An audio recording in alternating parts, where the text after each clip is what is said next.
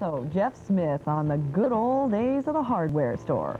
And our focus, a former Air Force pilot is trying to sue the military.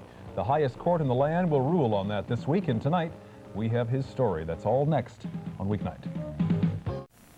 Still to come tonight. Yes, indeed, it is true. Still to come on Weeknight, the incredible story of a former Air Force pilot, Carl Mollnow. A Supreme Court ruling in a few days holds the key to this man's future.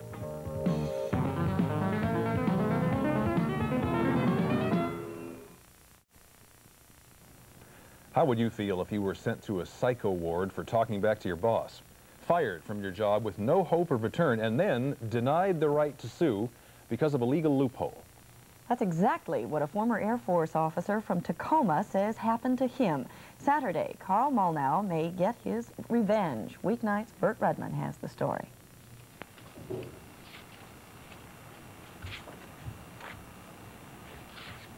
For 10 years, Carl Mollnow has been waging a seemingly futile battle against the United States Air Force. He's fired off thousands of letters to any politician with a post office box, berated the military brass, and needled newspapers and national TV to prove he's not crazy. This former career officer wants to sue the Air Force, and they won't let him. According to something called the Feres Doctrine, officers can't sue their superiors. Essentially, then, the government is immune to lawsuits from members of the armed services. That means while you are in the service, Uncle Sam can do anything he wants to you. He can call you crazy, lock you up against your will, deny your basic constitutional rights. And that, says Carl Mollnow, is exactly what they did to him. They told me that if I did try to leave, that they were going to beat me up, a neat thing, now you're in a psycho ward, beat me up and leather thaw me to the bed. Tough treatment for a man you'd think would be honored for thousands of hours as an Air Force pilot. He was outstanding in his cadet class, promoted swiftly. He married a nurse and a military career. One of his wives would be unfaithful. They wanted me to violate a rule that they didn't make that could possibly kill a whole airliner full of people. A general wanted Carl to fly across the Atlantic in a plane Carl thought was unsafe. It had broken instruments. So then he ordered me to do it, and I'd refused. Hundreds of other military pilots would have said, okay, General, you're the boss. But why were you different? Because they're afraid of their career, and I wasn't afraid of my career. I've got a job to do, and that's fly safely. Carl was obsessed with safety. As a kid, he'd already crashed one plane. His father died in another accident. Major Mollnow started filing safety violation reports on everyone, including his superiors. The brass at McCord Air Force Base balked. They told him he was a troublemaker and a jerk, and told him to shut up or give up his wings. People just do not want to get involved with a person who has an ongoing little thing with the Air Force, especially about safety. Soon they grounded him, sent Carl to a shrink. The military psychiatrist said there was nothing wrong. That night, a bizarre and tragic coincidence occurred. On March 20th, 1975, a C-141 transport jet was en route from Tokyo. While this is a simulator, you are about to hear the actual tape from the control tower as Mach 40651 approaches McCord Air Force Base.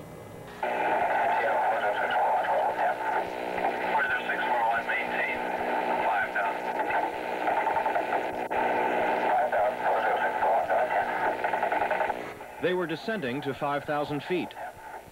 Where's Mach 406 Marlin? Shoot, I forgot to shoot tape.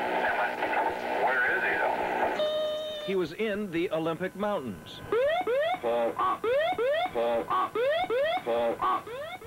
They had smashed into a 7,500-foot ridge. 16 people died in the crash. At first, they blamed the controller. At last, they found the truth. The crew had little experience, not much sleep in 30 hours, and there was no map in the cockpit to indicate the altitude of the mountains. All problems Carl Mollnow had pointed out in a report 4 years before. Had 3 navigators on board that airplane, and not one of them was paying attention to what was going on. You didn't predict that crash, did you? Yes, I did. I predicted that in a paper in 1970. I wrote a report called, it was on flying safety. At the end of this, I put how a 141 could crash. What did they do with the report? That paper went in the trash can. the commander at my unit at McCord threw it right in the trash can. And they told me to keep my mouth shut. That was 1970. Mollnow couldn't keep his mouth shut. He blew the whistle on his commanders, went to newspapers and television stations to tell his story. That was when the McCord Air Force Base Medical Services Director, William Dyer, wrote this letter to the brass at Lackland Air Force Base. Since the recent C-141 crash in the Olympic Mountains, this case has become a political football. Mollnow was a political problem, and the command was having a tough time removing him. A medical diagnosis would solve the problem. Despite an earlier clean bill of mental health, Carl Mollnow was sent against his will to a psycho ward in Texas. I can't forget it. If you've ever been in a psycho ward, you've ever been locked in a psycho ward? Have you ever been physically abused by a doctor? Have you ever been, they wanted you to try to force you to take medicine? So I've got an honorable discharge under dishonorable conditions. Now that's a joke in itself. Since then, Mollnow has tried to sue the Air Force for violating his civil rights. A federal court in Washington state refused to grant him trial, citing the Feres Doctrine. Mollnow has no right to sue. His case is now before the United States Supreme Court. The question, a simple one. Can a former officer sue the military? If the court says yes, legal experts suggest that the armed services may never be the same again. Vindication, perhaps, for a Tacoma man with clipped wings who simply wanted to fly safely for a living. Vindication, but no vacation from the pain. Oh, it's going to be with me. It's like a big stamp, you know. Your complexion is real fine, and somebody takes a branding iron and they go right in the middle of your forehead, and there's a great big B or S or Air Force, AF in this case, in the middle of your forehead, branded all the way through to your skull. I mean, I love the Air Force.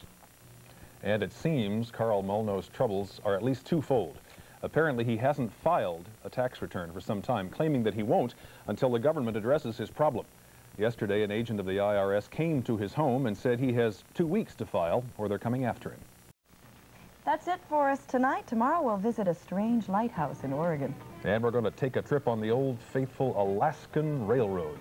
Good night, everybody. I'm Dick Foley. I'm Dana Middleton. Have a good evening.